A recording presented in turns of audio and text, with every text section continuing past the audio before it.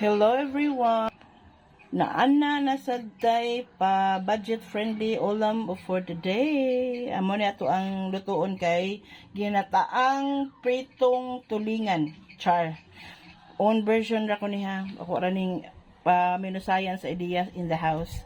Atong mga spices na atay luya, na atay kamatis, na atay sili, na atay ahos, na atay sibuyas, din na atay bok choy, then na ay talongges, na atay suka, na atay patis, na atay ginataan or gata, then na atay prito nga isda. Ato sa prito atong isda kaya aron dili siya magbungkag inigluto na to pero mawala sa siyang langsi sa isda nato.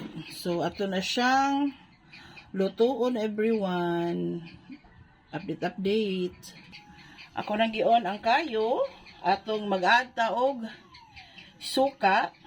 Gamay lang, dili lang kay sa daghan nga suka kay ma-overpower sa asdo matuang pagginataan.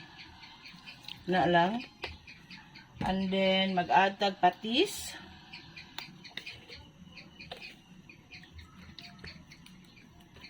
Gamay lang sa ng patis. Then mag-add ta og MSG. Gamay lang sa nga MSG kay para lang sa siya nga ay flavor ato ang kuan ba. And then mag-add ta og gamayng tubig.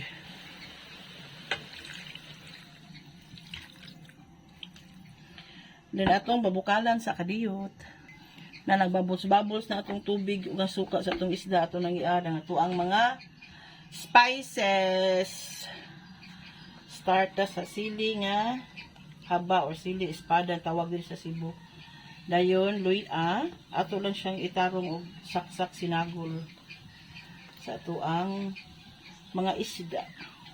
Dayon ato daghang barato na sibuyas, so nagbabutang tanang sibuyas. Dayon ahos. And then kamatis. Ato siyang i-simmer for a while. Charot! For a while. Good. Atong tabunan para mubukal ug maayo. Ato i-check. Kung na siya ato ang update sa ato ang giluto. Naluto na sa mga lamas. Then, nag-aroma na sad siya.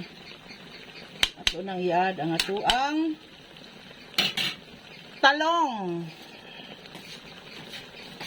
Dali na siya maluto, kaya tuan naman yung giprito atong isda. Nya, ang purpose sa ng isda sa niya pituhon, mawala ang langsa. Then, ang yang sabaw ba, dili siya hugaw, dili siya kanang dark ba.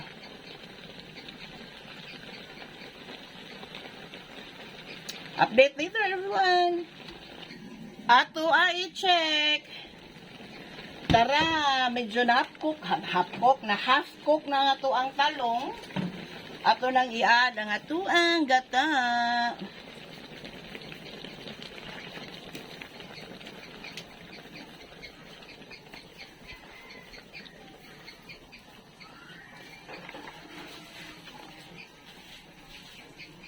Dili siya o kayon everyone, dili sa siya tabunan kay para dili magbuo-buo ang ato ang gata.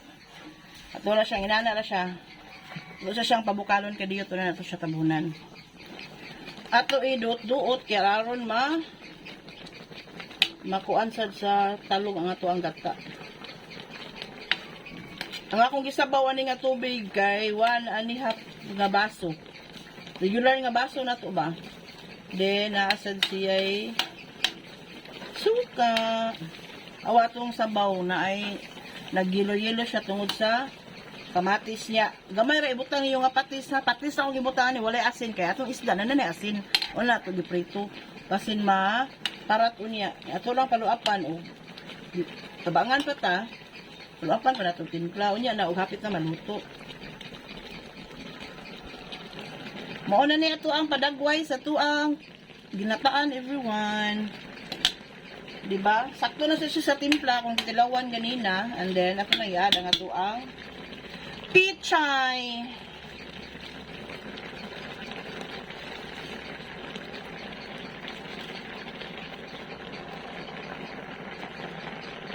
That's it. Atong tabunan, inig taw-taod na, luto na niya to ang papichay. Muna niya to ang luto na. Sana to palabi ag luto atong pichay kay ma-overcook sa itong patyo na ang kayo ani karon dili ma-overcook.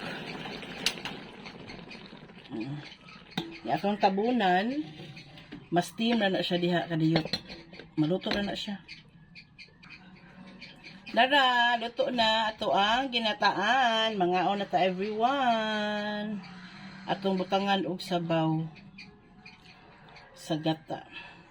Hasta nga to ang veggies. So, nya si espada. Then parisa niyo rice nga mais. Tada!